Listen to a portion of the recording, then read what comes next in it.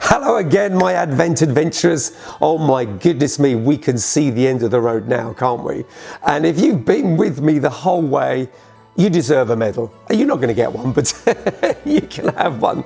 And if you wanted to catch up with this series, they are all on the YouTube channel and they're there as a playlist. So if you wanted to go through them all again at your own time or put me on high speed, you can do that and dig back into some of just the wonder and the joy that is ours in Advent.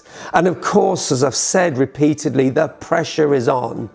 In my area, we're crunched down even more now. We can't have people around at Christmas. You may be the same. You might be on your own right now, making that even harder. It could be the whole country's locked down by Christmas. I don't know. Some of you are in different countries. You're facing different things. But whatever it is the world is throwing at us, whatever it is government is doing right or doing wrong, it can't alter this reality. The reality that God has come into the world through the person of Jesus Christ is unalterable. I know it's really fashionable now to cancel people we disagree with. That's why we have our own private network. That's why I say to people, get on the mailing list, and if you want to, you can come into the network. Because I'm in charge of that, and I'm not going to kick me off for saying Jesus is Lord. But we'll use these platforms to reach as many people for as long as we can. But nevertheless, you can't alter the reality. You can even burn the Bibles. You can ban them. You're still not going to stop God. God is not a something. God's not a principle. He's a someone. He's alive and he's real. And he thinks and he feels and he acts. And he acted decisively when he stepped into this world as Jesus the Christ, fully embracing the human condition from the womb to the grave. And I want us to look again today at Hebrews, and we're going to pick it up in chapter 1. But it says in verse 1, in the past, God spoke to our ancestors through the prophets at many times and in various ways. So we had these Old Testament prophets who, if they got one thing wrong, they were put to death. And I know some people say, yes, well, I'm an Old Testament style prophet. No, you're not. You're just not, because otherwise we'd have to kill you. Okay, why can I be so confident? We prophesy in part today, we see in part, but what we have heard completely is Jesus. In these last days, he has spoken to us by his Son, whom he appointed heir of all things, and through whom he also made the universe. The Son is the radiance of God's glory and the exact representation of his being, sustaining all things by his powerful word. And one of the things I want to dig into next year, because I want to carry these videos on. I've had such fun. I've had some beautiful feedback, and thank you. I want us to look at how do we know Jesus is God? Why should we have what is called a very high Christology?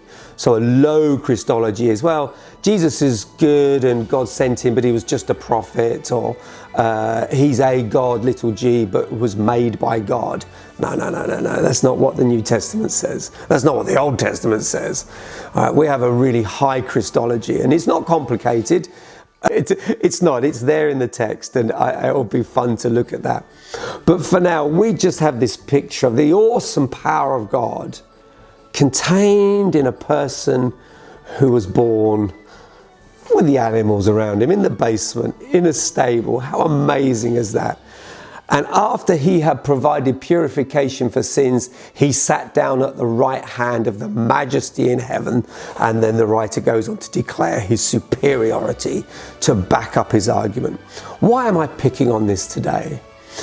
Because the whole move of God with Jesus coming into the earth, with the exception of a handful of people to whom God chose to reveal what he was doing, the shepherds, there was the couple at the temple, Anna and Simeon, I think his name was, I haven't checked it.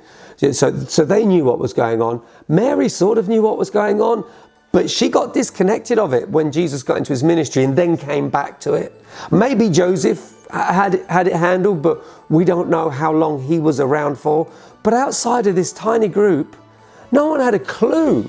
No one had any idea, because the whole expectation, the whole nation was looking for the kingdom of God to come and destroy the Romans, to put Israel back on top, and then God would judge all the world, the day of judgment, and everything would be put right.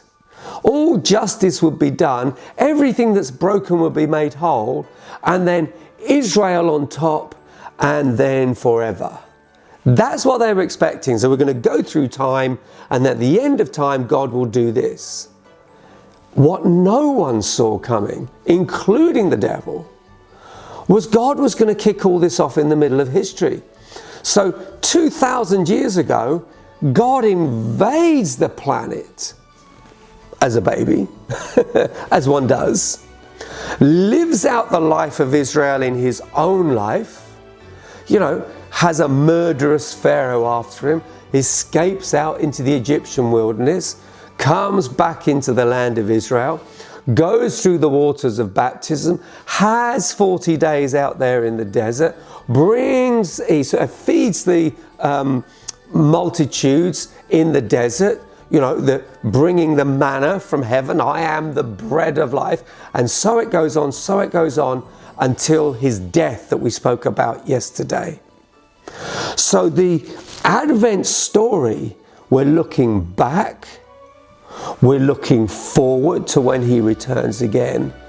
And with it carries with it the weight, the immensity of the whole Christ journey, of all that he did and all that he is going to do, is just brought down. It's so dense, it's so deep, it's so multi-dimensional.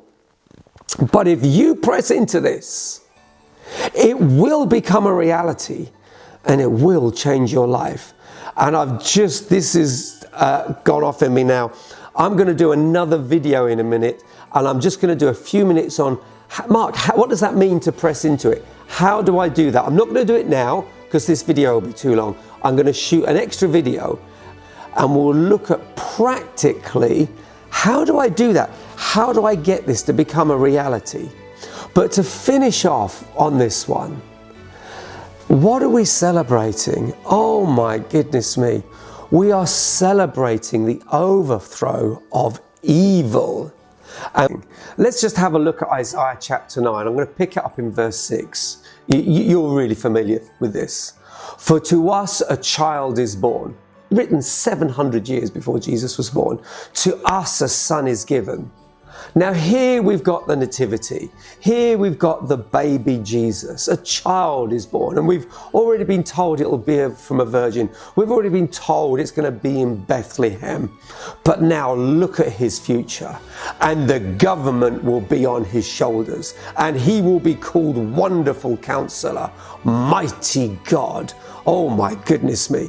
Everlasting Father, Prince of Peace. Of the greatness of his government and peace there will be no end. He will reign on David's throne and over his kingdom, establishing and upholding it with justice and righteousness from that time on and forever. That was my brains blowing across the room. Read this 100 times, still blows my mind. We have gone from the little baby to now the eternal throne. He is already on David's throne. Jesus is already ruling and reigning. The reason we have the chaos is the governments don't believe that. So they're trying to sort out all the stuff by themselves. They do their best, but they're not going to do that well because they don't follow Jesus. And he's the one who's on the throne. He's the one who is reigning. He's the one who will reign forever. And that's why we celebrate. Because governments will come and go, and the elections will come and go, and oppressors will come and go, and tyrants will come and go. But Jesus, he will always be seated on his throne. The government will always be on his shoulders. And one day, the King will stand up, and the archangel will shout, and the heavens will open and the dimensions will start to shake. The planets themselves will shake. And he will step out of heaven and into the earth, and we'll meet with him, and we will be with him forever and witness him turn this broken, weeping, bleeding world into something of unfathomable beauty that will never mar or never age, and we will be with him forever and ever. That, my friends, is worth popping the champagne for. That is worth decorating a tree for, because the anticipation of what is to come should buzz within our very being. This is reality. Oh, enjoy the rest of your day, my friend. Have a fantastic evening, and I will talk to you soon. And watch out for the second video, because I'm going to shoot it right now. Bye for now.